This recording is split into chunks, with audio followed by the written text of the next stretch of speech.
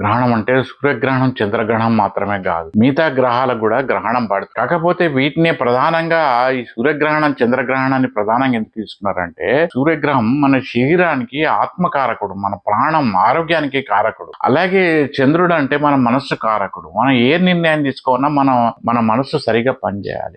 అందుగురించి అటువంటి టైంలో ఈ రాహు గాని కేతువు గాని యొక్క లోపలికి ఈ సూర్యుడు గాని చంద్రుడు గాని ప్రవేశించినప్పుడు మనకు అవి మన మనసు సరిగా పనిచేయదు, మన శరీరం ఆరోగ్యానికి ఇబ్బంది. నక్షత్రం అనేది వాటి యొక్క ఆ కిరణ ప్రభావాలు అనేది, ఆ నక్షత్ర ప్రభావం అనేది ఆ జన్మ జాతకులకు, ఏ నక్షత్రం అయితే ఆ జన్మ జాతకులకు వాళ్ళు పుట్టినప్పటి నుంచి వాళ్ళు చివరి సెకండ్ వరకు కూడా ఆ నక్షత్ర ప్రభావం వాళ్ళ మీద ఉంటుంది. అలాగే ఆ రాశి వాళ్ళ మనస్సు మీద కూడా ఆ ప్రభావం ఎక్కువ ఉంటది. కనుక గ్రహణం, చంద్రగ్రహణం గాని సూర్యగ్రహణం గాని అది ఏ నక్షత్రం మీద పడుతుందో వాళ్ళు ఖచ్చితంగా జపాలు, దానాలు ఖచ్చితంగా ఇచ్చుకోవాల్సిందే.